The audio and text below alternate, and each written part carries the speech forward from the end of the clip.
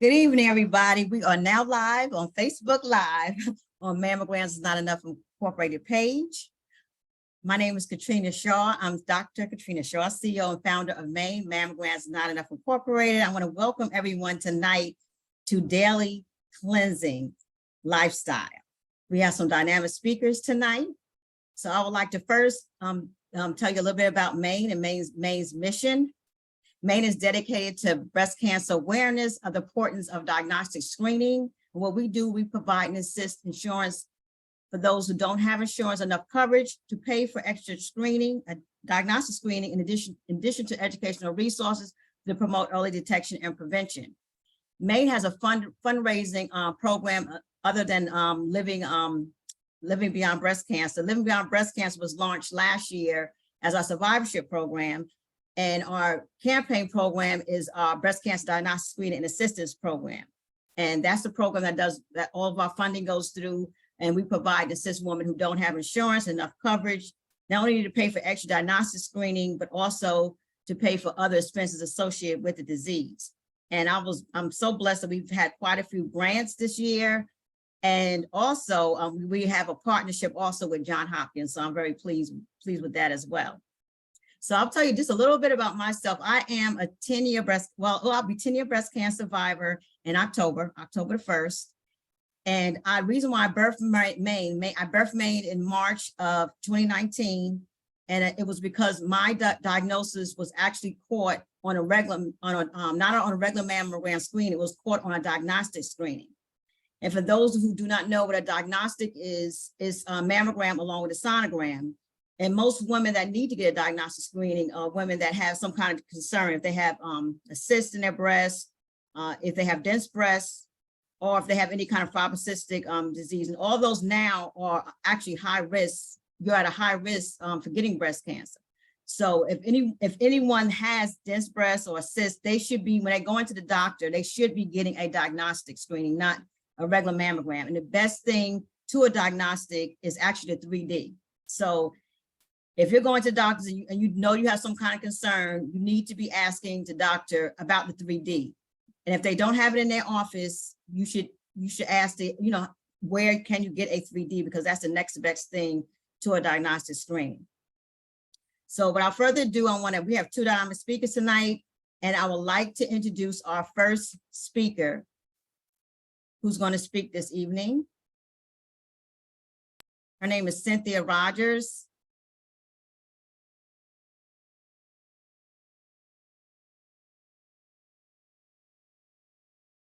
Okay, I'm trying to look right. Cynthia. You have the screen up so I can read her bio? Yes.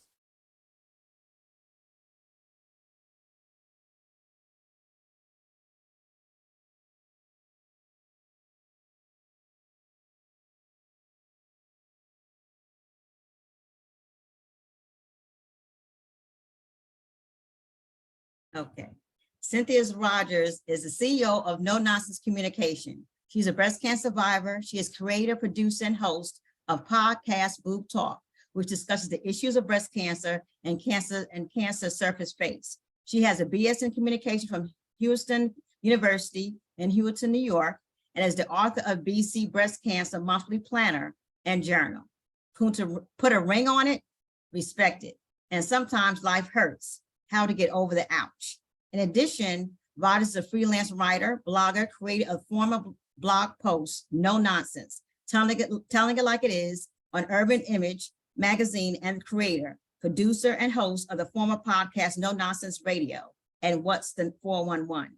She's a certified holistic cancer coach, a legislative ambassador with American Cancer Society Cancer Action Network, District 26, and an inaugural member of the Black Volunteer Caucus of the American Cancer Society Cancer Action Network. It is her mission to empower, educate others through her cancer advocacy journey. Mrs. Rogers is a resident of Buffalo, New York. So we are pleased to have you present today, Cynthia, and thank you for being here today. Good evening, everyone. It's a pleasure to be here. As you stated, I am the creator and host of the podcast Boob Talk, and I'm also a holistic cancer coach. And I am a 7-year breast cancer survivor. I was diagnosed in 2016 at the age of 42. I found a lump in my breast on Martin Luther King Jr. Day. And immediately when I felt it, I thought, no, maybe this is nothing because I just gotten over the flu. But then I thought to myself, this could possibly be cancer because at the time my mother was a two-time breast cancer survivor. She had breast cancer at the age of 60 and 69. So then I just said, you know what? I just need to go get this checked out. I was fortunate enough to get an appointment the next day with my OBGYN who confirmed that he did feel something. He said, you need to go as soon as you can, go get a mammogram. I was blessed to go get a mammogram that afternoon. The doctor showed me the images and said, you have a large mass. And at that point, my heart just stopped because I think just somewhere I knew that I had breast cancer. So the doctor said, you know, you need to go get a biopsy ASAP. I did that. And then the waiting game began. And then a few weeks later, I got that dreadful call that I indeed did have breast cancer. And I was diagnosed with stage 2 invasive ductal carcinoma, HER2 positive. I also did BRCA testing because, as I said, my mom had had breast cancer twice and the test came back negative. So then I thought, well, how did I get breast cancer? And that's when I started doing research on what I could do to change my lifestyle and prevent me from getting breast cancer again. Then in 2020, my mother unexpectedly passed away from endometrial cancer. And then I decided I wanted to become a holistic cancer coach so that I could educate and empower others and teach them about using alternative methods as well as natural products or remedies during your cancer journey.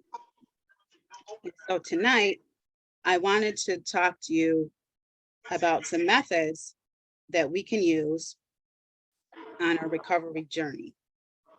And I wanted to share that with you. That's okay this evening.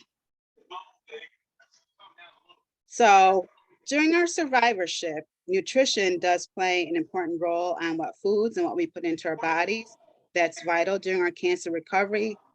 But what comes out of our bodies through detoxification is an overlooked process. And that's what I'm going to be discussing tonight, is detoxification. And detoxification is a process by which our body eliminates harmful substances, toxins, and waste products. And some of those substances can be environmental pollutants, processed foods, alcohol, drugs, narcotics, metabolic byproducts such as carbon dioxide, water, urea, ammonia, and lactic acid. And these have a harmful effect sometimes on our health and can contribute to certain cancers. Environmental pollutants can contribute to lung cancer, skin cancer, processed foods can contribute to colorectal cancer. Alcohol can play a part in mouth cancer, throat cancer, esophageal cancer, and liver cancer. Drugs can play a part with lung cancer, head and neck cancers, liver cancer, and metabolic byproducts such as carbon dioxide, water, urea, ammonia can have an effect on pancreatic cancer and also on breast cancer, because if we have elevated levels of estrogen or insulin, which can be a result of obesity, that can increase our risk for breast cancer.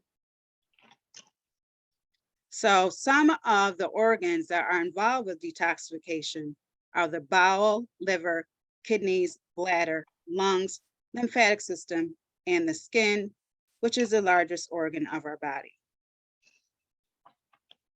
And so I wanted to talk about some easy, and probably maybe you might not even thought about some detoxification methods, which would be regular exercise, lymphatic drainage, infrared saunas, adequate hydration, and getting sufficient sleep. And with regular exercise, that can also pertain to our weight management, and we can use intermittent fasting to help with our weight loss if we have any particular goals, if you want to lose any weight. And also if we have trouble sleeping, we can use aromatherapy or cannabinoids. And some exercises that survivors that we can do, which could be considered maybe low impact if we're, really not feeling up to exercising or just getting started and don't have any routine or plan going is walking. That's low impact. You can easily incorporate that on a daily basis. I know I do. At work, I walk up and down stairs all day. I walk up and down 4 flights of stairs just to get to my office. On my lunch break during the summer, I walk around about for a mile, which is about 20, 25 minutes for me. So it's always important just to keep yourself moving. You can do yoga, gentle yoga poses, stretching, deep breathing, meditation. That has a holistic effect to help reduce your stress, also improve your flexibility and your overall well-being. You can do some strength training, light to moderate strength training with resistant bands or light weights.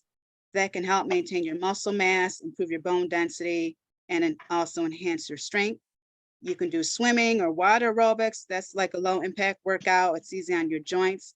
It can help improve your cardiovascular fitness, your muscle tone, also your overall well-being.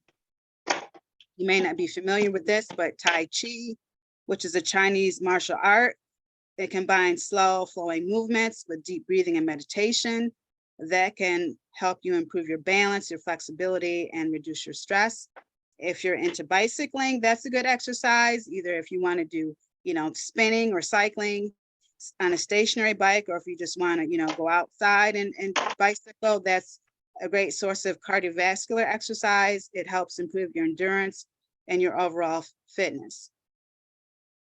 So there are many benefits to exercise. It can promote and increase your blood circulation. So it boosts your blood flow throughout your body, including the liver and the kidneys. And that helps to deliver oxygen and nutrients to your other organs throughout your body. And that helps with detoxification. It also can help you with your lymphatic system, which is responsible for moving the waste and toxins from your body. And that also relies on muscle contraction. So if you exercise, that's going to stimulate your lymphatic system. And some of us may have had our lymph nodes removed when we had breast surgery. I know I did. And sometimes when that happens, our lymphatic fluid gets trapped and has nowhere to go. And then we get lymphedema, which is swelling. And I suffer from lymphedema in my breast. I know some survivors get lymphedema in their arms or other parts of the body, but for me, I get it in my breast where I had my lymph nodes removed. So one way to help with that, and also help to get rid of the toxins from your body, is to have what is known as lymphatic drainage massage. Now, this is a specialized form of massage therapy.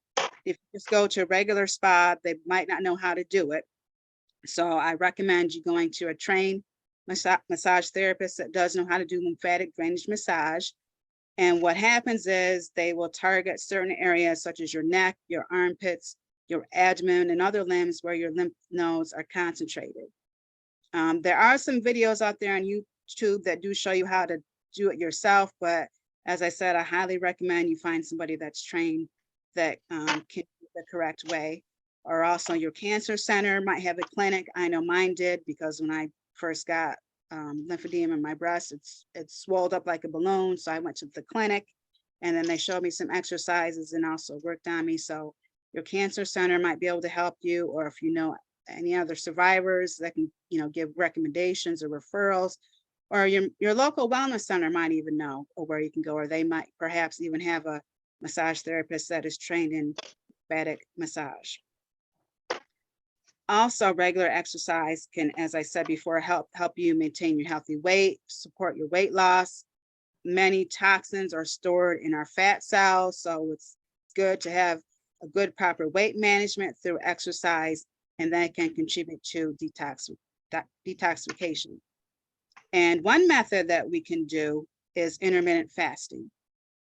And that's an eating pattern that you alternate the periods between you eat and periods of fasting. And I recommend this so you can eat and not have to starve yourself. And this technique focuses on just when you eat. So the most popular method is 16 to 8 or 18 to 6. So for the 16 to 8 method, it's 16 hours of fasting followed by an 8-hour eating window. So for example, you eat between the hours of noon and 8 p.m. Then you fast between 8 p.m. and noon the next day. The 18 to 6 method is similar, but you eat in a 6-hour window. I personally do the 16 to 8, and I try to eat between 11 a.m. and 7 p.m. But you can, switch your times depending on your schedule. Also, detoxification, it helps with improving your liver function. And when you're fasting, the body uses your stored glycogen for energy. This process can lead to reduction in liver fat content, enhancing your liver function and promoting detoxification. Also, it can help with cleaning out any damaged cells and reducing buildup of harmful substances.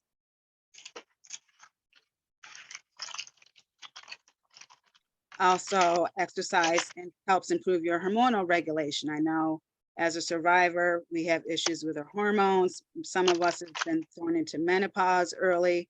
So if you're fasting, that can positively influence your hormones like your insulin and your growth hormones, which are involved in metabolic processes for cellular repair and fat burning, supporting your overall well-being.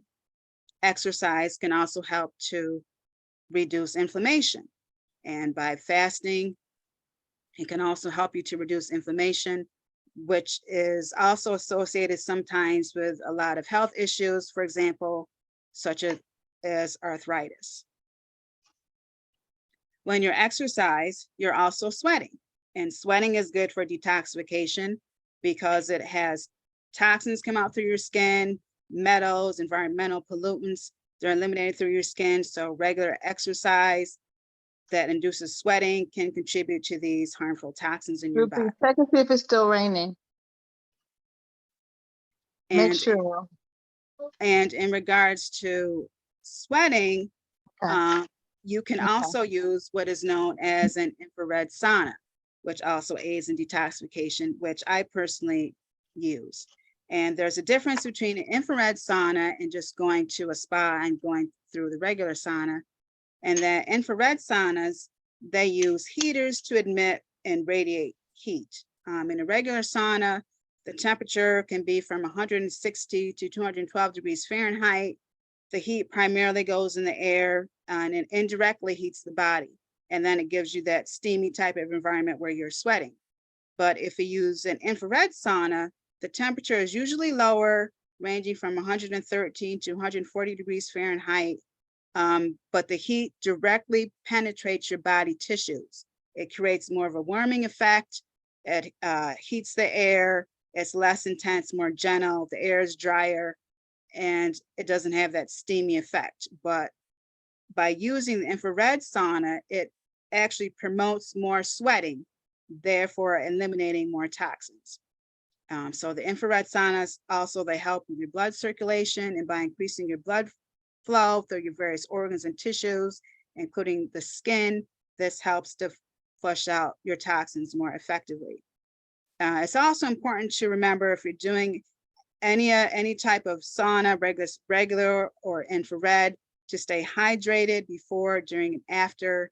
And I have a portable infrared sauna that I bought from Amazon. And I'm sure there's other places where you can get them, or you can go to a spa, and sometimes they do have infrared saunas there, and I've used those at spas as well. So our next detoxification method that I want to talk to you about is, as I just mentioning, being properly hydrated. It's important to promote your kidney function. Your kidneys act as filters. They remove waste products and toxins from your bloodstream, and that's excreted through urine. So getting sufficient water intake helps to flush out the toxins efficiently and prevents their buildup and potential damage to your body.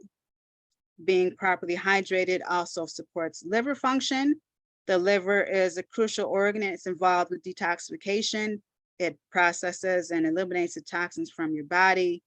So it's proper to, it's good to have proper hydration because it helps your liver. It also enhances your lymphatic system. And as I mentioned before, the lymphatic system is responsible for removing the waste materials and toxins from your body.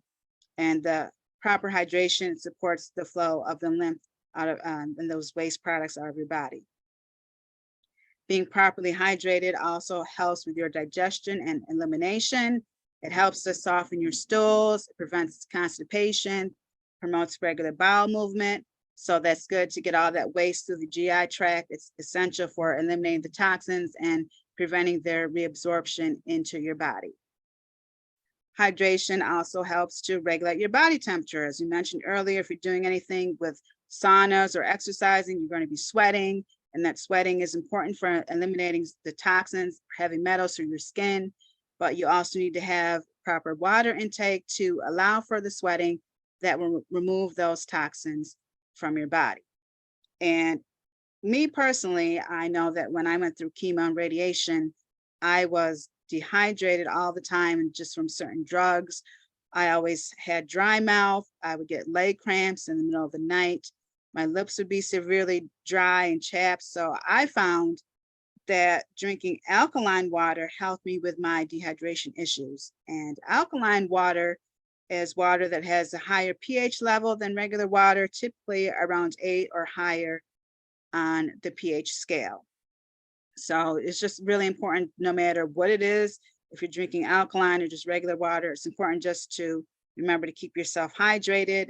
The general guideline that they say that the health authorities recommend is to drink about 8-ounce glasses of water or liquid per day. You can also tell if you're dehydrated if you look at your urine, and if it's dark, then you know you need to bump up your liquid intake. If it's clear or light yellow, then that means you know you're doing a good job. Another detoxification method that people probably don't even consider is just getting proper sleep. And that helps with cellular repair and regeneration, because while you sleep, your body produces higher levels of growth hormone, which promotes cellular repair and regeneration. And this process helps in eliminating damaged cells and replacing them with healthy ones. Getting proper sleep also promotes liver detoxification. As we mentioned earlier, the liver is a vital organ responsible for getting rid of the toxins and metabolic products. Getting adequate sleep helps with hormonal balance. So as we talked about before, sometimes, you know, going through all the treatments, we're having issues with our hormones. So if we're sleep deprived, that can disrupt the balance of our hormones as well. And hormones such as cortisol, which is involved in stress response, can accumulate in higher levels when sleep is inadequate. And when that happens, you know, it shifts everything around. So if we get proper sleep, the body is able to function properly, including in the detoxification process. Also, adequate sleep enhances your lymphatic system function, which is what we have talked about a couple times already. We know the lymphatic system is responsible for removing the waste and toxins from the tissue through the body. But when we're sleeping, the lymphatic system, its activity increases. So it helps to facilitate the removal of the toxins and metabolic waste products. So even when we're sleeping, we can still be detoxing. Now, as cancer survivors, we may suffer from insomnia. We may want to go to sleep, but we just find it difficult to get to sleep. And I know for me, during my treatment for the first 5 years post-treatment, I suffered severely from insomnia. But over the last couple of years, I found that aromatherapy helped with my insomnia. And that's a holistic practice that involves using essential oils from plants to promote the physical, mental, and emotional well-being. And it does help with your sleep quality and relaxation. And some of the essential oils that can help with that are lavender, chamomile, bergamot. They have calming properties that help reduce anxiety and promote relaxation. And so when you inhale these scents through aromatherapy, they can create a smoothing environment, making it easier to fall asleep. And so what's important then is to establish some type of a bedtime routine, just to let your body get ready and signal your mind that, hey, it's time for me to go to sleep. What you can use is a essential oil diffuser, which is shown in the graphic. What you would do is start diffusing the oil in there about 30 minutes before you go to bed, allowing the aroma to fill the space. You can use pillow sprays, dilute a few drops of the essential oil in water, spray it lightly on your pillow, or in case you can, you might be able to buy a spray that's already made for you. You can also use essential oils in your bath during a warm bath before bedtime. That will aid in the relaxation and help you fall asleep. And you can also use it in massage oil. I know that when I've gone to the spa, I've had them put lavender oil, and that really relaxes me so much to the point that I've fallen asleep on the massage table. So, you can also do this yourself, get a few drops of any of the oils, but you have to mix it with a carrier oil, such as coconut oil or jojoba oil, and then you just gently massage that into your skin, and that can provide a calming effect. Another way that I don't know if people are aware of that can help you if you're having insomnia or just trouble falling asleep is the use of cannabinoids. And that's CBD or CBN. And I know I always had the connotation that that is marijuana, that's going to get you high, but no, that's not the case. CBD and CBN, they come from the hemp plant that helps with your sleep quality. The hemp plant contains more than 100 naturally occurring compounds or cannabinoids. They have low THC, which is what is in marijuana, but this quantity of THC is so low, less than 0.3%. So it's not going to make you feel high or intoxicated, but please use your own discretion if you're purchasing any products, if you are subject to drug testing, because of any little slight trace, it might come up in a drug test, but it won't leave you feeling high or intoxicated. I've used oils, cream, gummies. And so I would say for the last couple of years, I've really been able to get some good quality sleep using CBN and CBD. CBD also can just affect your overall well-being. It also has anti-inflammatory properties, making it useful to help with anything that has to do with inflammation, such as arthritis. Also, certain cancers that can be caused by inflammation, such as colorectal, liver, lung, stomach, esophageal, pancreatic, cervical, or breast cancer. But CBN specifically targets sleep, and it will make you feel sleepy. So if you just want to be able to go to sleep, CBN is what you should do. But do your research, find a reputable CBD company. Some of these cannabinoid products that you see in these dispensaries, they may be from marijuana, which I don't recommend because they will make you feel high, and you don't want that. So you need to find a reputable company.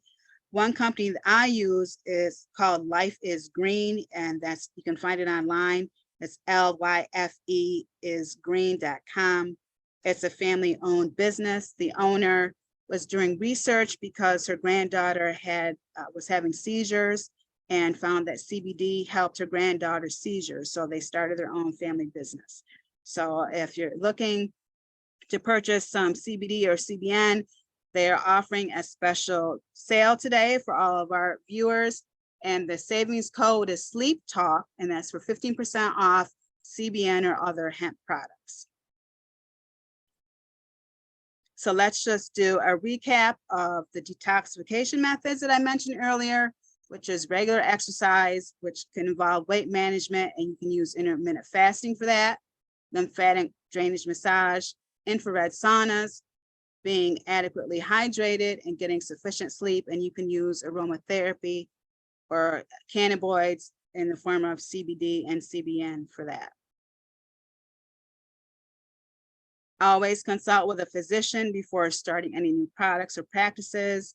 These tips and guidelines are not intended to diagnose, cure, or treat any disease. Thank you for listening to me. You can follow me on Facebook at Boob Talk Podcast Group, or on Instagram at Cynthia L. Rogers Boob Talk Podcast.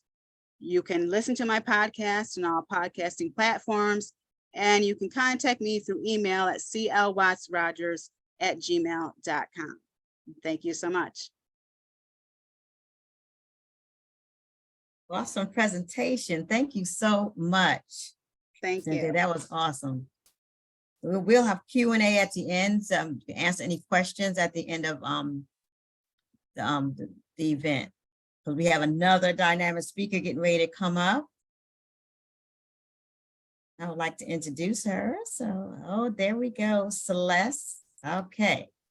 Celeste M. Mumford, certified empowerment coach. She's the founder of the Daily Cleansing Lifestyle and also breast cancer survivor. She's born again believer who considers herself rebel for Christ as she stands on the word of God and radical faith.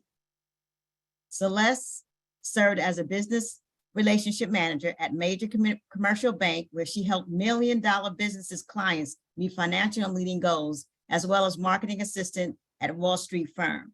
Celeste is a certified empowerment coach, gardener, forager, a beekeeper who loves to encourage women to walk in their industry. She is the owner of J. Lexi Holistic Bath and Body Company, Third Day Hemp, and CBD brand founder of the Daily Cleansing Lifestyle, which was born during the height of the COVID pandemic shutdown, where she, in effort to reverse her prediabetes, released more than 50 pounds in less than 6 months. Oh my God, I definitely got to hear about that. And has kept it off. Now she teaches others how to change their lives by changing their lifestyles.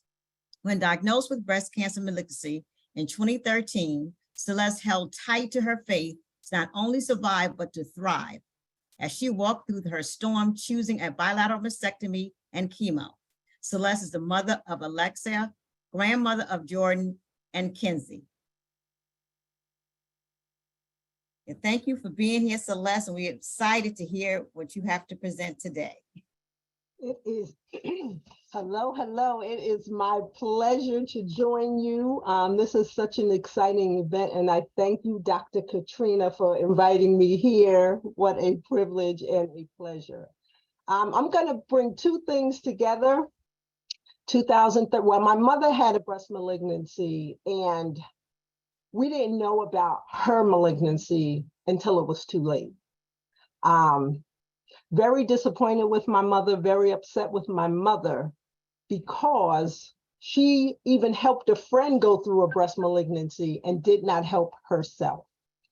And since my mother's death, or since my mother got a breast malignancy, I got mammograms faithfully every year.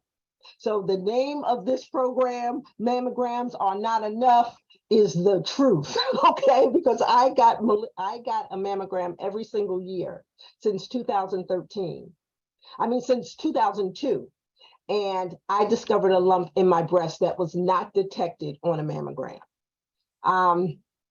Went through the process. You know, they sped me right along. I felt the lump. I saw my OBG, my gynecologist. She felt it. I'm like, well, you've been feeling on me for years. How come you haven't felt this lump? And me too. How come I didn't feel it? But in hindsight, I felt it before, right? In hindsight, it felt familiar. I felt it before.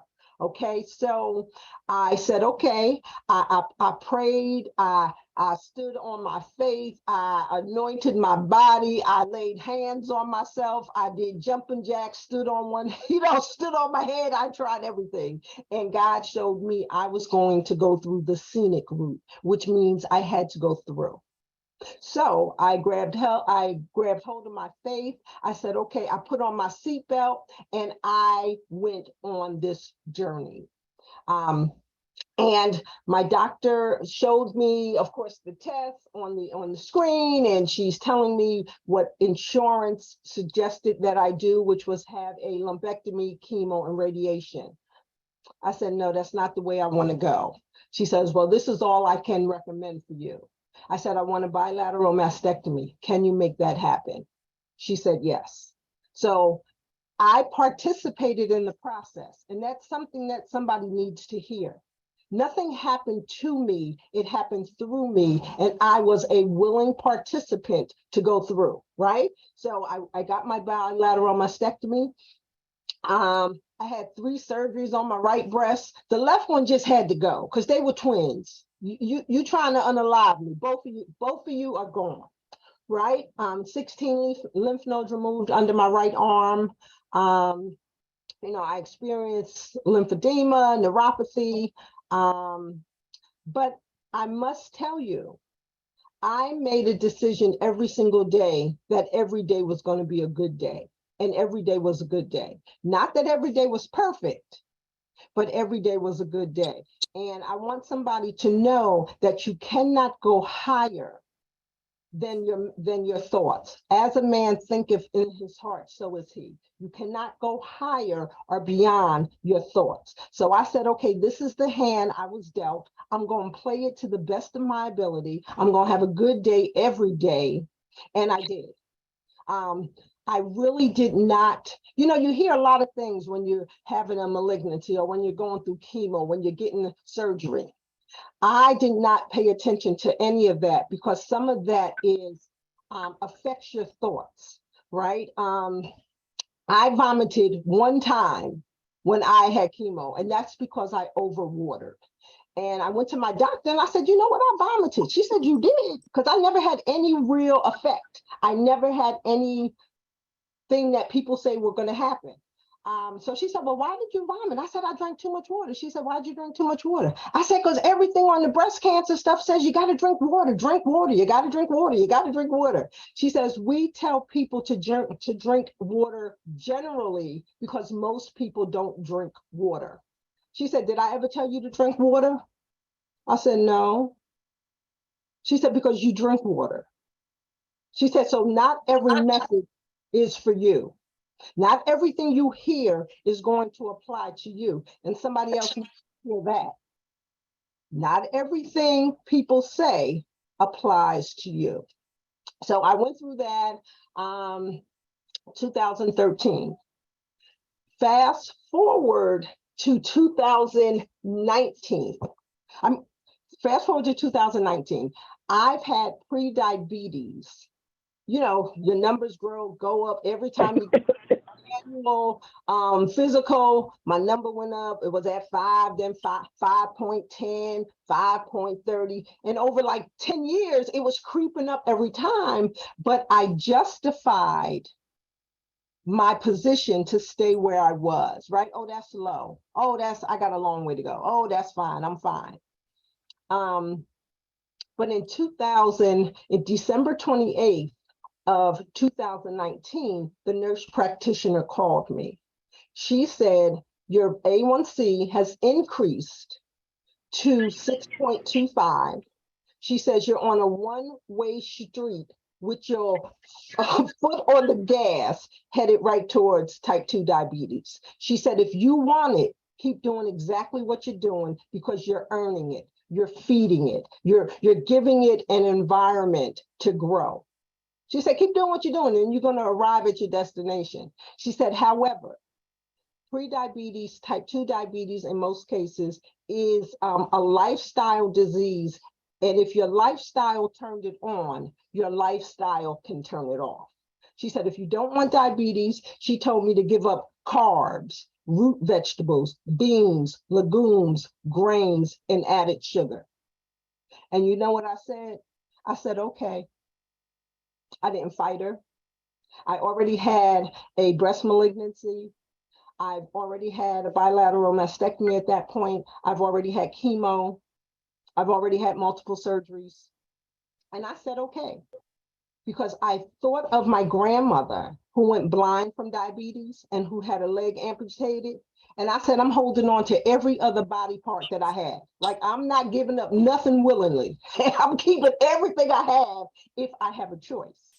So y'all, I believed her when she told me I can reverse pre-diabetes. I said, okay.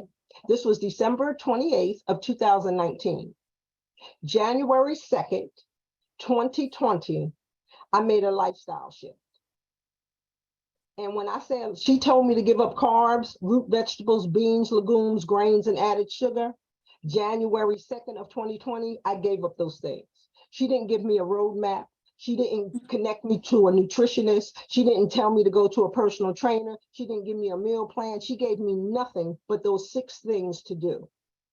And I said, okay. Didn't know how I was going to do it. I jumped out the plane and I was building my parachute on the way down. 2.5 months later, I lost 25 pounds. I reversed prediabetes and I reversed high blood pressure. which I didn't accept the fact that I had it. I thought I had white coat syndrome because every time I saw that cuff, I would pass out. As soon as I saw that high blood pressure cuff, now I was done.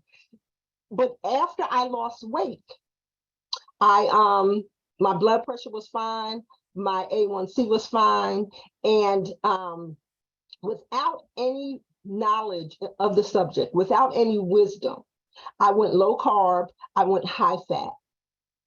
Lost this weight. This was 3.5 years ago. I'm still living that lifestyle. I love it every day.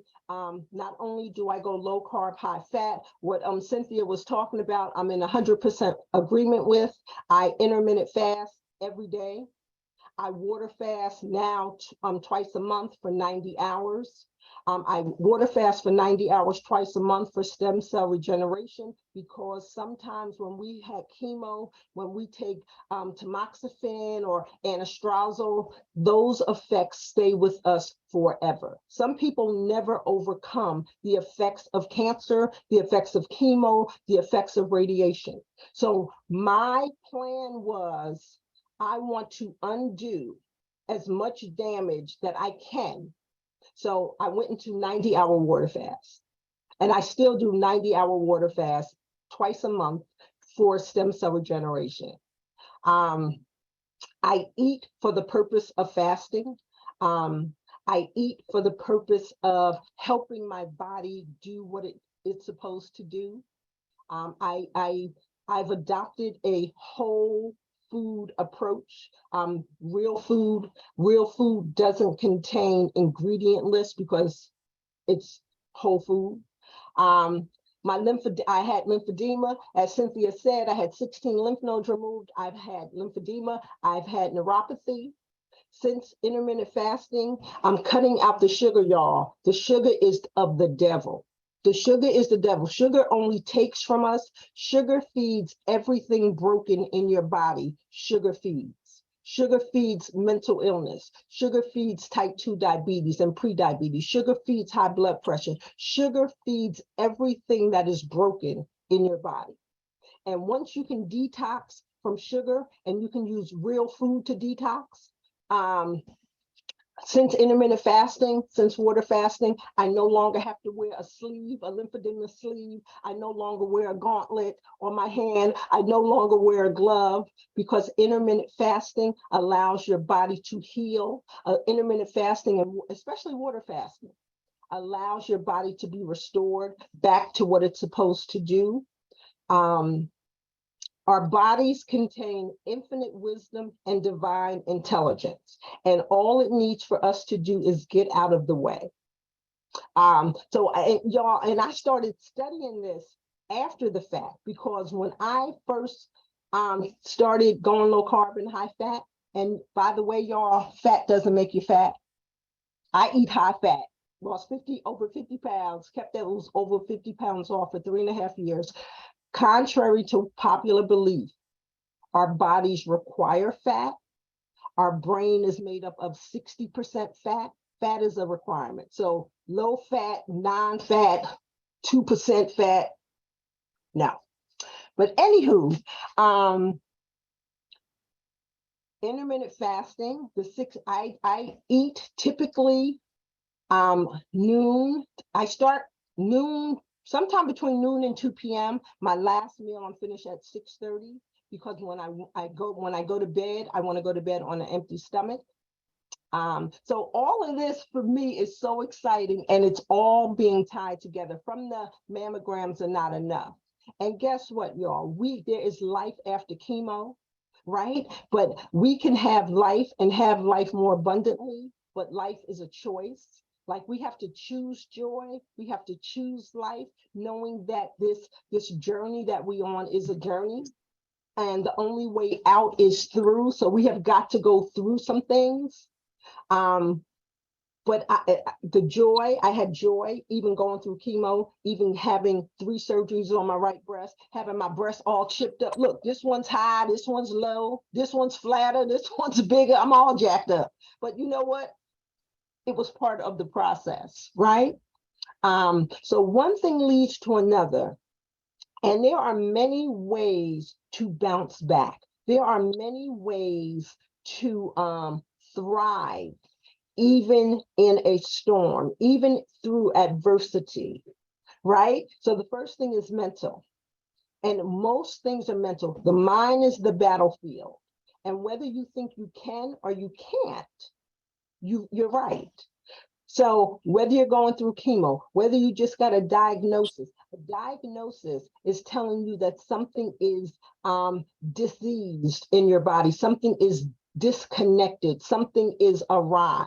So we when we get those kind of reports, it's for us to stand up and take attention and to jump into action, right?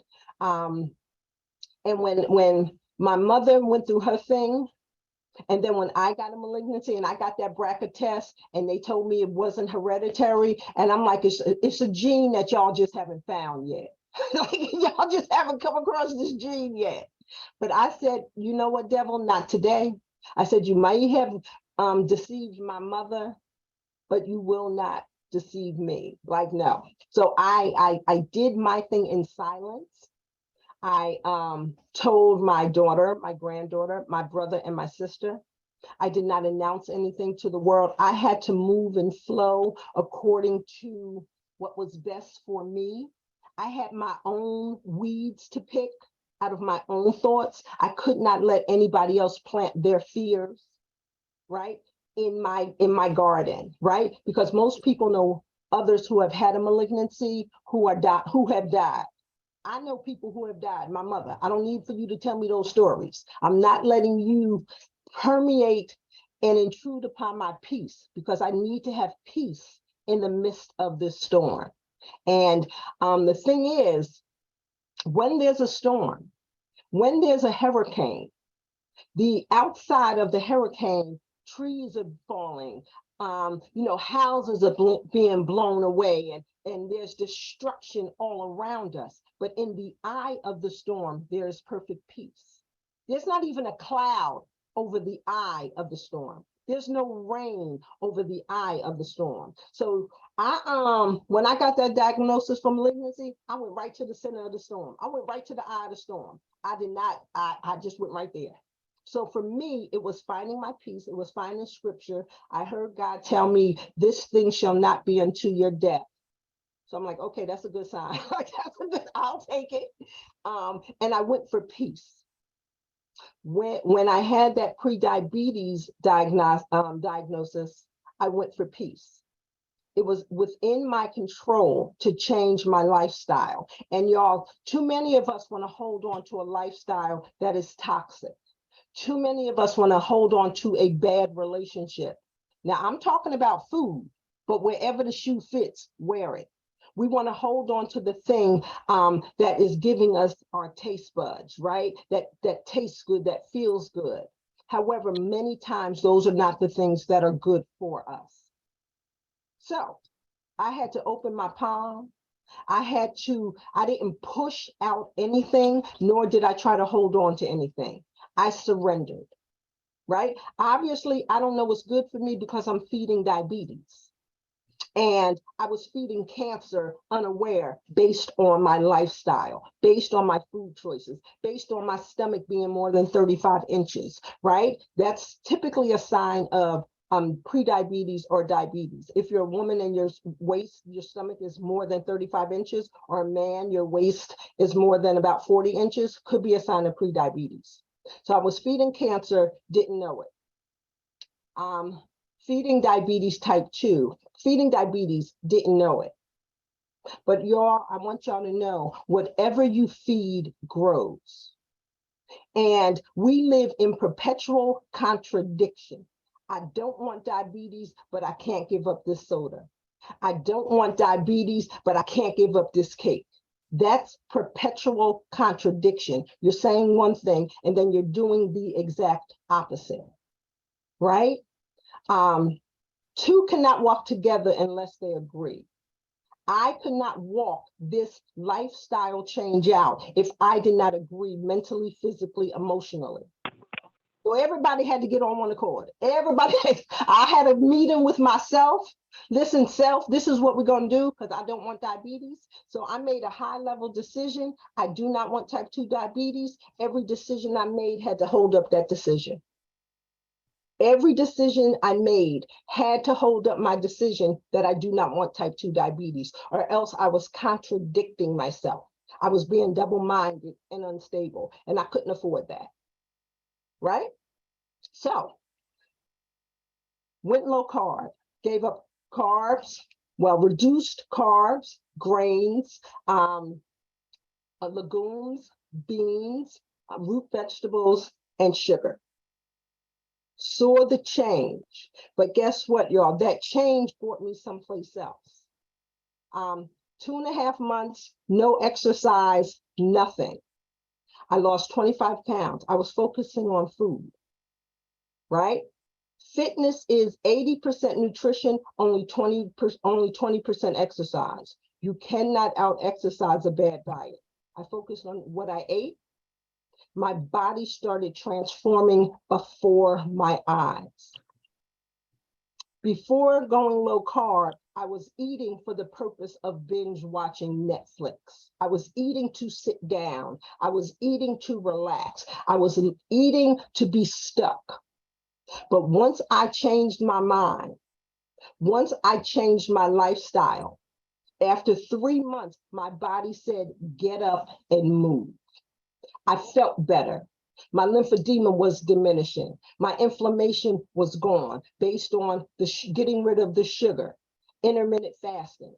I did my first 7-day water fast during that time. My body said, get up and move. This was during COVID. I started walking 35 minutes around my house. My body told me to move. My body was ready to move. I was eating for movement. I was eating for life, health, and strength from my body. My body responded positively because I was giving it what it needed. Y'all, that was 3 months into my journey. 35 minutes, started walking around my house, feeling great, excited about life. I'm having a new lease on life, having a mental change.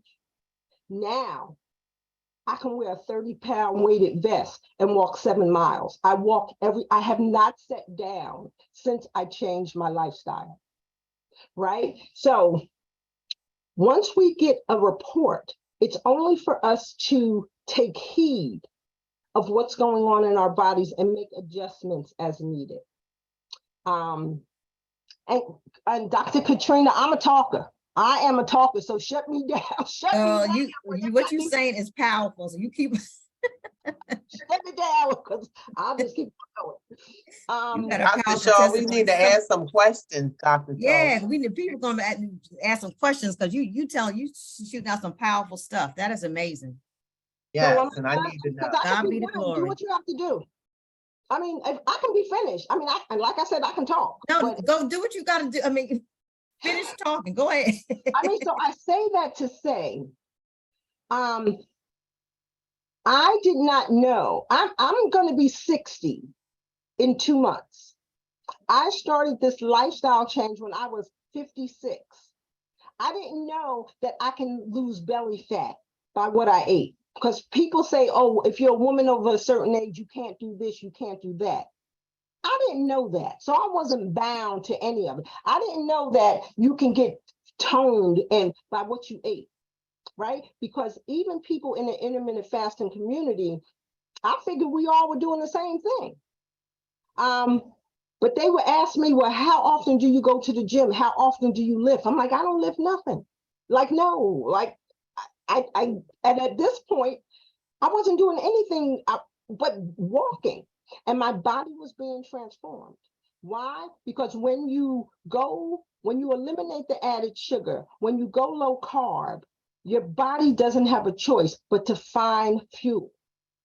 And because my carb count was so low, I eat leafy greens, I eat above ground vegetables, I eat lots of fat, I eat butter, I have shots of olive oil, tallow that I make myself. My body was burning fat for fuel and energy. because it did not have the carbs and sugar. Most of us burn carbs and sugar because that's what we eat continuously, carbs and sugar and carbs and starches and beans and all of those things. And then even we can't process all of this, but our body tries to burn the sugar, and whatever sugar and carbs we don't burn gets converted to fat. So I got all that out the way. I became metabolically flexible where when I eat 8 cups of watermelon for my watermelon salad, which I do every day in the summer, I can burn that sugar and then I go right back to fat burning. So I'm metabolically flexible, whereas fat is my body's preferred source of fuel. I exercise fasted every day. I can do 6 miles fasted. Wearing 30 pounds weighted vest, rucking, I found out that was. I love this lifestyle. It is sustainable. It's a choice. Like I said, I can just keep going, but it's a lifestyle choice. And if I had to give anybody a suggestion, well, I saw a guy this morning that we walked, and it's the first time he stopped me. So he says, he said, can you come here for a second? He said, I just see you here all the time and you're just so diligent. And I see you out here, and he asked me my name and we were talking, and he has diabetes type 2. And I'm telling him, I'm just sharing with him, I'm not a doctor, I'm not a nutritionist, I'm none of that. I'm just a girl trying to figure it out, right? I'm just a girl trying to wing it and see what works. And so I'm telling him this stuff that I was doing, because he said he has type 2 diabetes. And he says, I can't do that. I can't do that. I said, well, that's why you're not doing it, because you can't do it. And if it's one thing I learned in the chemo community, everything is doable. Everything is doable. It's doable. But if you mentally decide that you can't do it, remember the mind is the battlefield. If you say you can't do it, you can't do it. You're not going to do it, because where the mind goes, the man follows. I said, well, why don't you change your thought process and consider it doable? He's like, huh? Like, what you talking about? I'm talking like I'm an alien or something. I said, well, you can do whatever you want to do. And he's like, okay, then he had to go because he didn't want to talk no more. But the thing is, it's all doable. Chemo taught me it's doable. The mind is the battlefield. Where the mind goes, the man follows. You cannot go higher than your thoughts. When that nurse practitioner told me I was empowered to change my lifestyle and get rid of, she said, just because it's in your body doesn't mean it has to grow and bear fruit. She said, you can turn that thing around if you want to. And I was foolish enough to believe her. I believed her. I said, okay. I didn't push back. I didn't fight her on it. I didn't demand my way. I didn't defend my position to keep eating the garbage I was eating. I said, okay. And guess what? I don't eat processed foods. I don't ever have a cheat day, because I created a lifestyle that I don't need to cheat on. And by the way, who am I cheating on anyway? I'm cheating on myself, right? The only time we cheat is when we feel deprived, when we feel like we're missing something, when we feel like something's lacking, that's when we cheat.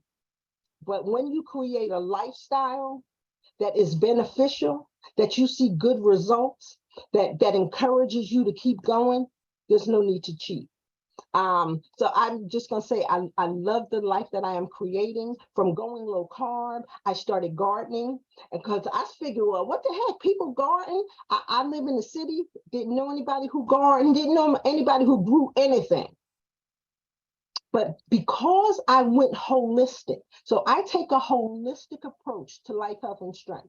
I take a holistic approach, eating real, whole, nutrient-dense food that my body can identify, that my body can receive, that my body can assimilate, and that my body can eliminate, right?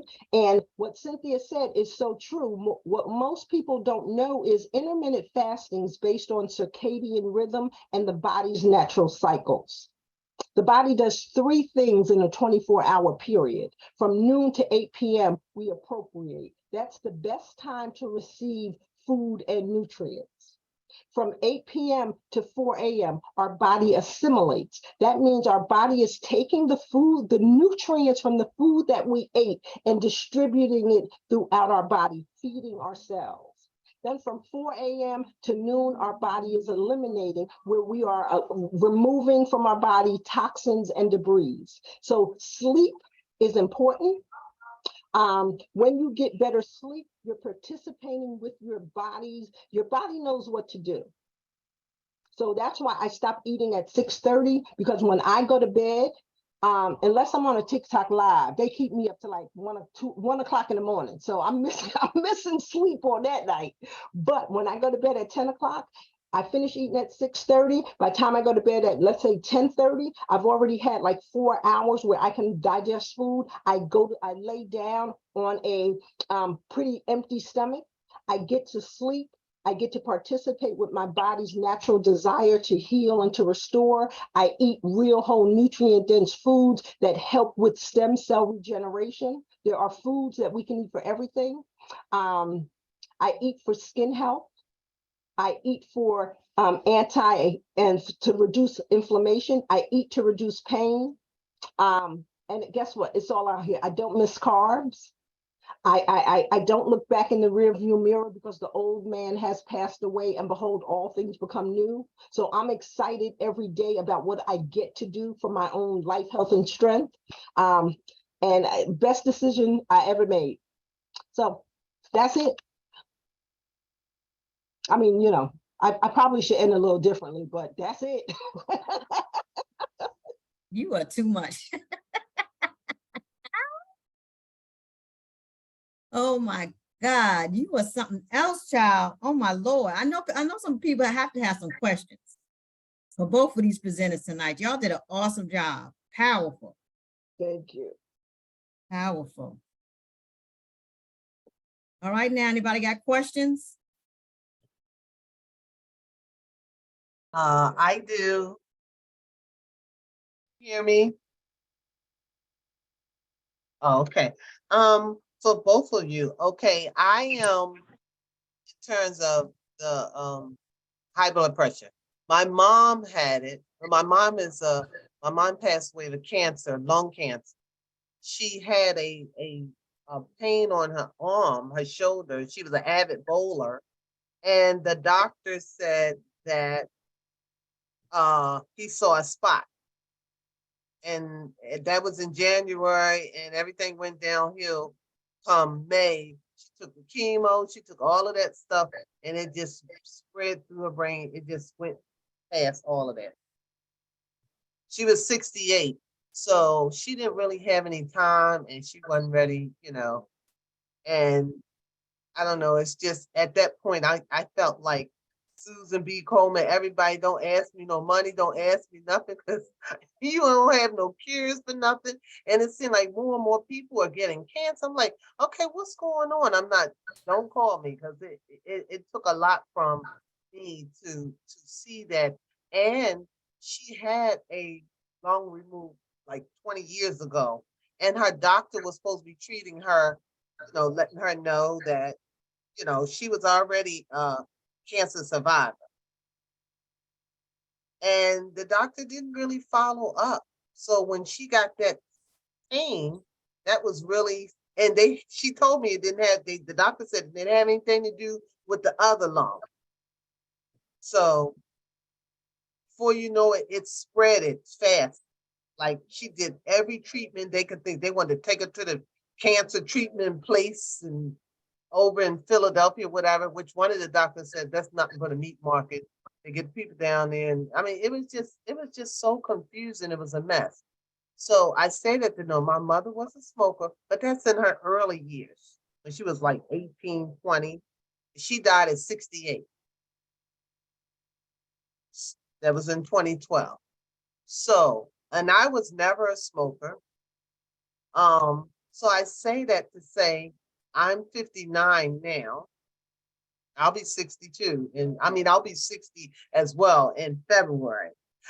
I never was a person that ate a lot, and I gained this weight from I had hysterectomy, and then I had a hysterectomy where they cut me, and then they had to then I got a hernia because of the hysterectomy, because what they wanted to do with the robotic, which I had a C-section, so it was just a mess. So now I'm gaining this weight, but I'm not a big eater. I hate food. I eat to survive. So I was listening to what you said in terms of that intermittent fast. I'm trying to understand it. First, somebody told me to do the drinks, Premier, but that does have sugar in it. You know, I stopped putting sugar in coffee. I don't really drink coffee that often. I don't have to have it, you know. So I'm just trying to figure out how to do this thing with the food. I I, I eat less, and somebody says, "Well, that's probably why you gain weight," because I think I'm starving my body. But I started doing the vegan burgers. I started doing, the vegetables, the leafy greens, all of that. One thing I can say, I don't do no exercise, but I started double dutch. I started double dutch. When I was young, I used to double dutch. I could jump honey backwards, forwards, whatever. So I just joined that double dutch 40 plus. So I'm going to do that. And I'm going to start walking. And I'm going to try this alkaline water. So how much water? I mean, sometimes it just makes feel like it makes me sick. How can I incorporate water in my diet? I done bought every kind of cup. I done bought every kind of cup that says 9 o'clock, 10 o'clock, 3 o'clock. Can I just tell you something? It's a choice. It's a decision. It's not based on taste. It's not based on I feel like it. It's a decision, right? And there are different schools of thoughts about water. I only drink half my body's weight in fluid ounces of water. That's what I hear that you're supposed to do. Yeah. That's what I keep hearing, that you're supposed to drink at least half your weight of ounces of water a Your day. body's weight in fluid ounces of water. But guess what? See, sometimes, like if you saw the food that I ate, you'll be like, Celeste, like you really eat all that. I eat 2 meals a day, but I eat. Sometimes they say, and remember, I'm not a doctor, a nutritionist. I don't know nothing about what I'm talking about. Okay, but I'm talking about it anyway, just from my own personal experience. When you have a diet mentality, you go into starvation mode. Your body's going to hold on to weight because all you eating is carrot sticks, right? So your body's like, okay, your body's going to hold on to stuff. But I'm telling you, people are so afraid of fat. See, now that's not my issue. My issue is I'm not hungry. I'm never like in the morning. I'm trying to figure out what I can eat so I can eat something. I've been doing like a boiled egg, here and there, and I don't try to eat little things. I'm just not hungry. But I think you do need food to jumpstart your metabolism, and that might Yeah. You have to have that. Yeah. because So you're one not. thing, go ahead, Cynthia, I'm sorry. No, go ahead. And I'm sorry, I'm not on camera. Lynn, I have the same issue. I've never really ever cleaned my plate. And so one thing when I went through chemo and it pushed me into menopause, thank you very much. I'm my there metabolism, too. like, what's going on? And so one thing I had to do, I actually upped my movement since I'm getting my body back to get my strength back up, my movement. And I drink my water, and water, we basically walk around about only 6% hydrated. We walk around mostly dehydrated. So water is essential because our body's mostly water. That's one thing. Number two, like Celeste said that it's a mindset. And that's one thing I have to tell myself is that I might not be hungry, but my body needs fuel. And without it, I'm not going to be at my best. I'm not going to have the best faculties. I'm not going to be able to make the best decisions. My body's not going to be able to burn up anything. If it is, it's going to survive whether I do it or not. My body's going to make sure it ain't going to die, because like Celeste says, it's going to start holding on to fat reserve. It's going to start holding on to things. And so I just make sure I do smaller meals. I love oatmeal, so I'll eat oatmeal with blueberries or some strawberries or something like that, steel cut oatmeal. And I just make sure I eat. And it's really have to train my mind to say, you may not feel like you're hungry, but you need to eat and fuel your body, because you're eating to live. You're not living to eat. Yeah. So what about if it's late? Like right now, I had something for lunch, but I've been on this call, so I haven't eaten anything. I'm not really hungry. Then I was thinking, well, maybe I'll just drink some water. It's not good to eat after 7, right? Is it 7? I know. But Meal plan. You're fine. If you're not hungry, don't eat. But when you eat, eat food that is beneficial for your body, right? So if you're going to eat one meal a day, and that's a thing, it's called OMAD, 1 meal a day, you're going to eat nutrient dense food that your body can receive, right? That your body can digest. And guess what? Many times we are full, but our cells are hungry. We're full, but we're not fed.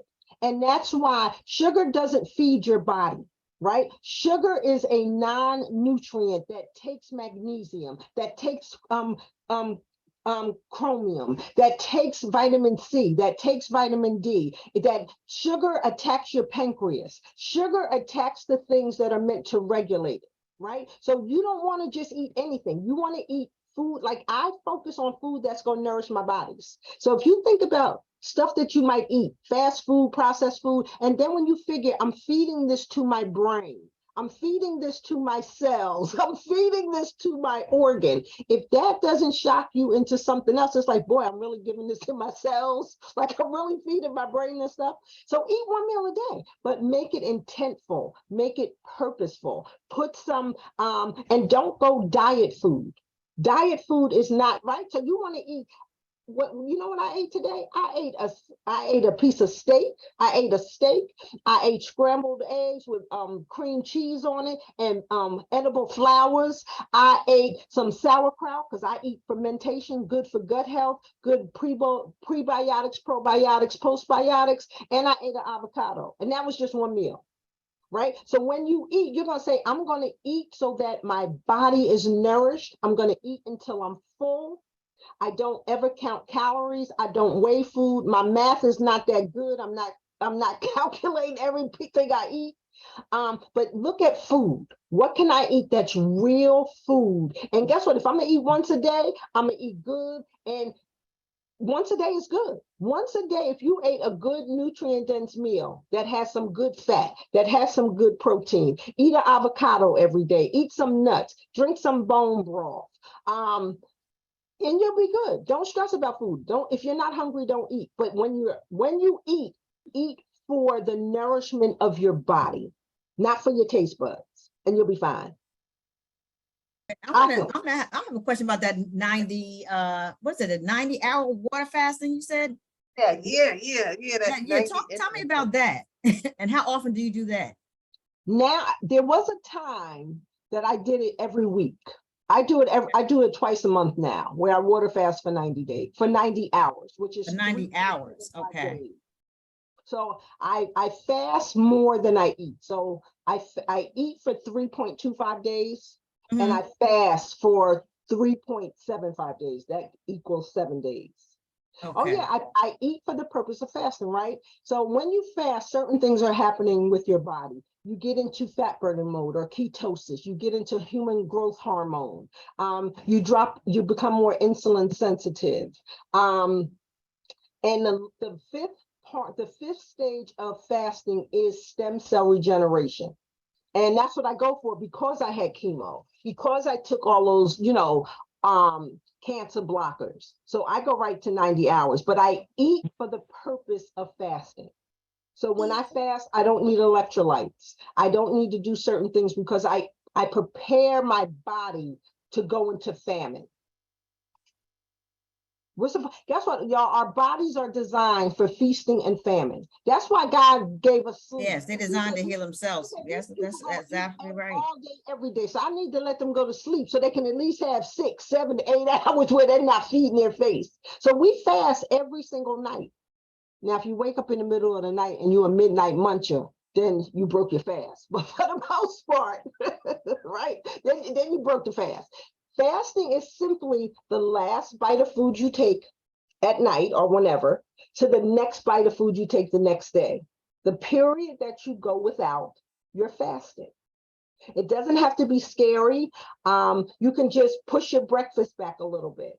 Most people say when you fast, you can have black coffee. You can have green or black tea, naked, meaning nothing in it.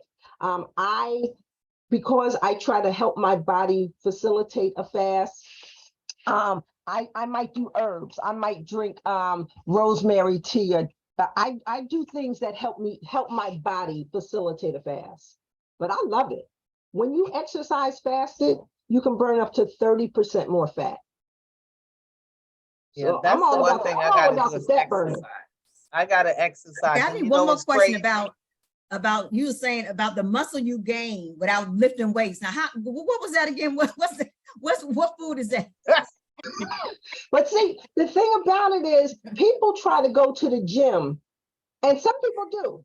They go to the gym to transform their bodies. Fitness is 80% nutrition.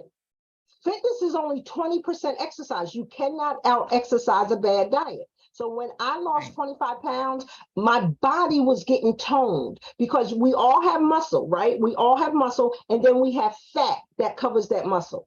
And when you try to build under the fat, you're getting bigger because your muscle is building under fat.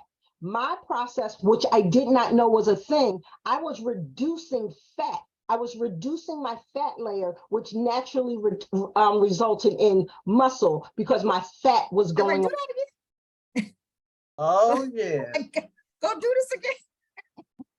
And guess what? You can reduce bat wings. You can, I'm telling you, food is foundational. Food communicates with your body on a level that nothing else can. Food is the great communicator, right? Right. So you can eat, we can eat, and because I was scared when I first lost 25 pounds, I was scared because I wasn't exercising, I wasn't doing anything but focusing on food. But my body was getting, I lost weight, but I did not have loose skin. Like my skin was It's so tightening firm. Yeah. as I lost weight, and I was like, okay, what's going on? Like I had no idea what was happening. I did not know that you can lose weight and your skin tighten and the fat. I just didn't know. So That's then I amazing. started studying after I saw what was happening to me because I was scared. I'm like, okay. And it was Dr. COVID. Shaw, we got another guest real quick. Yeah, we have another guest. We Okay. have Reeling Chambers is here, and she's going to talk about her business and her partnership and what she wants to do as far as helping out survivors with her cosmetics and all types of stuff. So you want to introduce yourself and Hi, everyone. My name my name is Vreeland. So I'm a cosmetologist and I'm a cosmetologist in Maryland. And I'm currently located in the DMV, Howard County area.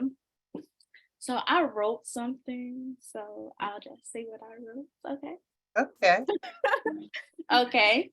So, hi everyone. As someone who worked with survivors during my cosmetology school term, I understand the challenges you all may face during your journey. Also, I work in the medical field as well, and I worked in the breast center.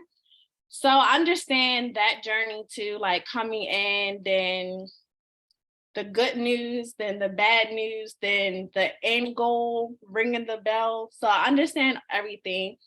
With that, I wanted to let you know that I offer beauty services specifically tailored to support and uplift breast cancer survivors like yourself. My services are designed to address the unique beauty that may arise due to cancer treatments. Whether it's skincare, makeup, personalized styling, I aim to help you regain confidence and embrace your natural beauty. I use products that are gentle, hyperallergenic, and safe for sensitive skin. I believe in the power of self-care and its positive impact on emotional well-being by providing these services. My goal is to create a nurturing and empowering environment where you can feel pampered, supported, and beautiful. I am here to listen and understand your individual needs and tailor my service accordingly. Thank you. thank you so much. You're welcome. So the services I offer wig styling. So if you all have wigs or whatsoever, I offer the styling of wigs. And I'm also doing a giveaway sometime next month as well. So you all can I'll get your names and everything. So you all can win a free wig of your choice. and it involves styling. So it depends on what kind of wigs you all like. So I have human wigs and I also have synthetic wigs. I know synthetic wigs works better because it works, it lasts longer and you don't have to worry about like the maintenance and the styling a lot, and it stays in one style. I also offer makeup services, facials as well.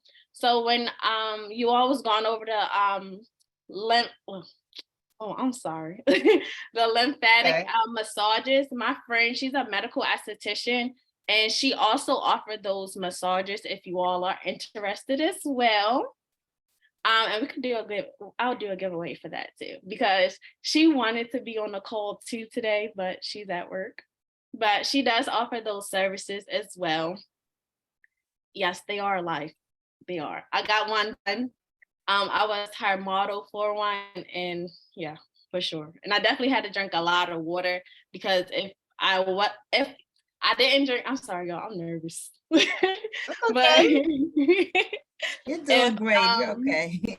I wouldn't drink a lot of water, I believe she told me like I could like throw up or whatsoever because they're massaging certain parts and everything. But she's excellent at that if anyone is interested in trying it or getting it done again. And yeah. So I just want to thank her. It's funny. I met Velan in the I was getting my car a oil change, and I was sitting there, and me too, Celeste. I run my mouth. I talk. I love it, but because I was talking so much, she probably saw me, and then we connected, and then I told her about Dr. Karina, and then I explained to her what we do, and she was saying, I'm started in the business and everything. And along with this, we have to encourage women as well. And I said, she says, I'm opening up a new business. I'm doing this. And I just thought it was so exciting. And then we started talking about this, that, the meeting of the minds, the energy, the positive. And it was so well. I said, no, you got to come and talk. And so I just want to thank her for following through. And we had never met before. I was just in there waiting for my car, running my mouth as always. And that's how we connected. And right away, it was just like, so thank you.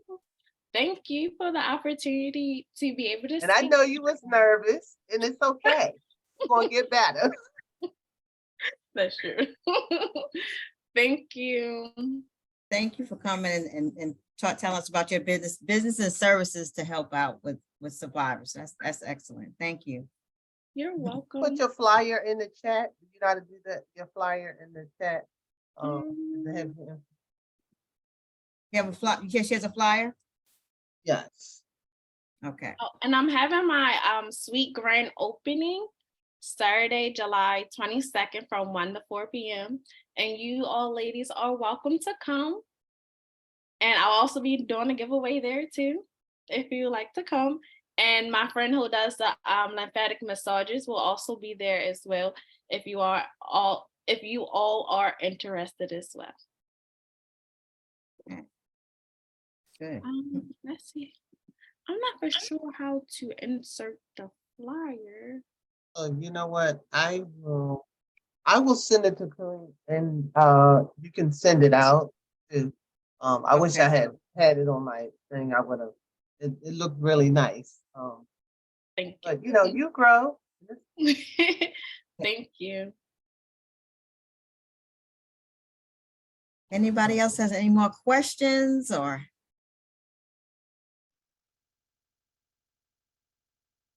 So, Katrina, if we want to get in touch with our guest speakers, is there an email or can you put something or, in the chat? Because of course I still have some more questions. Yeah, can you put your emails, your contact information in the chat? Want us to put ours in there or? The lesson Cynthia. Oh, okay. Oh, okay.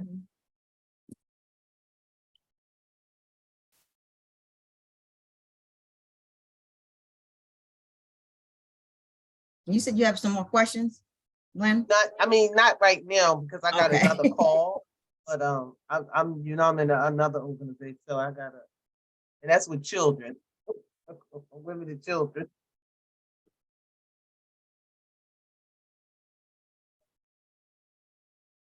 Bill, do you have to have TikTok to get on TikTok? Because I didn't download TikTok. I think so. But Facebook too. You have Facebook. You have an Instagram page also? You Instagram, have Instagram. I do, but I'm not really that active on Instagram. Right. Okay. Okay, but you are Facebook. What are you under Facebook? Yeah, they're Now, both on can Facebook. I just say one thing to encourage? Everybody talks about detoxing, right? Or teas, and people want quick fixes, right? And you can detox with food, right? So when you eat for the purpose of cleansing, because there are many cleansing food, good fiber, right? So we need fiber. Right. When we eat our leafy greens, when we even eat dandelions. I'm a forager, so I pick dandelions. So if you see me out in the street picking dandelions, just mind your business and keep it moving. Come help me. Come help me. I just keep it moving. But we can eat for cleansing. We can eat food for detoxing. So then we don't need that one off. How do I detox? Because you detox every day based on your What thoughts, you eat. Yeah. but your thoughts too. Detoxing is a full body experience, and we can do it all day, every day. Well, you Right. know what, Celeste? I am ready. I've been working for probably almost a year on what I'm eating, the leafy things. I don't do red meat because I don't really like it.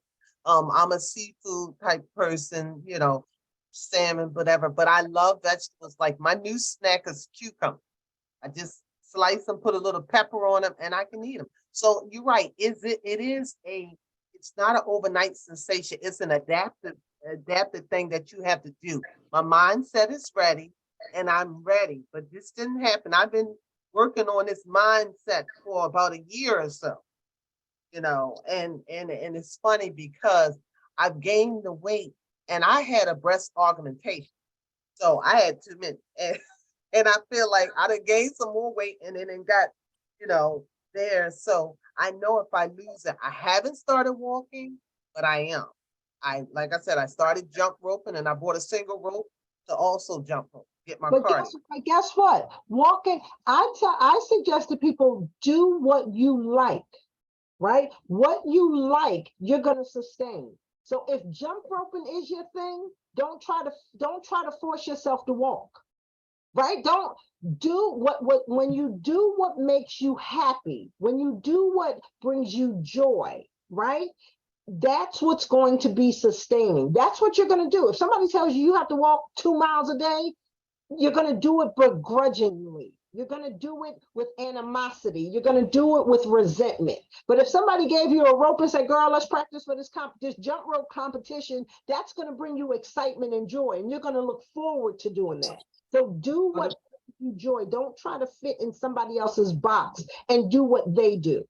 Do what is going to be sustaining for you, whatever that is. I like dancing. I turn on the music. I love dancing. Me too.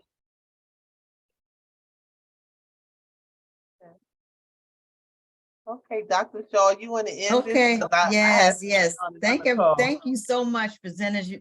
Great information, very informative, powerful testimonies, and I thank you so much Exactly. for Thank you. speaking Everybody was tonight. great. Yes, This was awesome. wonderful. Great presentation. Thank you, Reland. Thank you I'll so see you much. on Saturday. I'm gonna stop past. Can't wait. Thanks, everyone. Okay.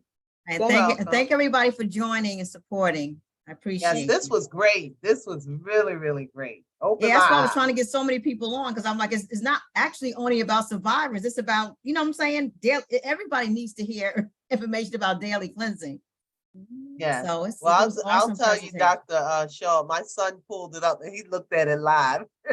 Really? Is this shareable after? Great. Can we share this after the fact or no? Like, Yeah, I have it on my, so you got to make sure you like my, well, it's amazing. I have it on my business page, and I was trying to share it to my profile. I don't know why it wouldn't share for some reason. So I probably I don't know. So if we go to your Facebook business page, we'll be able to share it. Yes, you should be. Okay, I'll do that. Yeah, and like the page too, so that way. I'ma like it. Thank you. And I'm following you, Celeste. Oh, thank you, thank you. That is a beautiful picture, Jacqueline. Yes, Jacqueline, Isn't that it? picture Isn't is it gorgeous? beautiful. And Jacqueline, you Jacqueline, look Jacqueline familiar. spoke at our the last workshop I Maybe had. that's why, because I kept saying, why she look familiar? You look beautiful. That picture is beautiful. Jacqueline is a scientist. Oh, wow. Yeah. Yes, but thank you for that. That's really sweet. I'm trying to keep my body cleansed because to cleanse it from everything that's been in it. So Yes. Mhm. Exactly. That's very inspirational for me. And because I'm getting ready to turn 60 and I'm like, I never been 60 before. So I don't know what to think. I never Everybody been turn- 60 either. Everybody told me I'm turning 60. Can you believe I'm 61, y'all? Yeah, Yeah. you're 61. But guess what, y'all? Guess what, y'all? We're giving 60 a good look. Donna That's said it, she's me. 60. Y'all sitting there talking about, I'm getting ready to turn this into a 13. I'm saying to myself, oh my God, I'm 61. Look, Reed, Donna said- Beelan I'll looking be at us like, 67 this year. See? We all look good. They say black don't crack. Black don't crack. That's what I was about to say. Hallelujah. So it's important we stay cleansed. I'm 57, so but That's I'm right. staying on 60. Stay and I'm cleansed. we thankful, look Lord. good. I want to stay this way. So everything that you all said, I am starting, honey. I am pumped up. Okay. Yes. Very Awesome. informative information. All right, Awesome. everybody have a good night. Thanks, Thank everybody. you. everyone. Thank you. Thank you again. Thank you. All right. Thank you, everybody. Okay. Good night. Good night.